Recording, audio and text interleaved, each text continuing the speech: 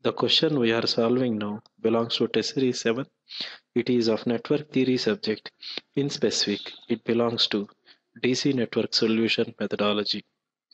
The question is numbered 32. As per the question, there are two electric networks N1 and N2 connected as shown using three resistors.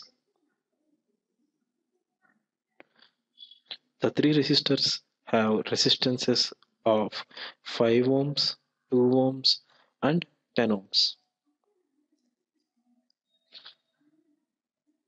It's given that the drop across the 5 ohm resistor is 10 volts and the drop across the 2 ohm resistance is 8 volts with the polarity as shown.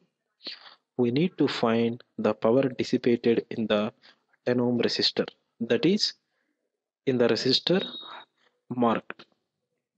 We know that by KCL, the currents flowing out of the network N1 if are marked as I1 and I2 and I3, the algebraic sum of I1, I2 and I3 should be equal to 0. This is by KCL.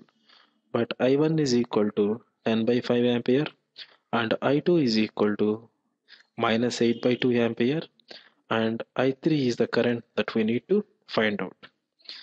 So from this we can see that I3 is equal to 4 minus 2.5, which can be obtained as 1.5 ampere.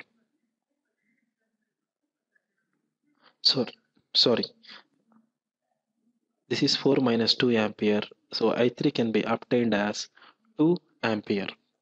Therefore, the power dissipated in the 10 ohm resistor is given as I3 square multiplied by 10, that is equal to 4 into 10, that is equal to 40 watts.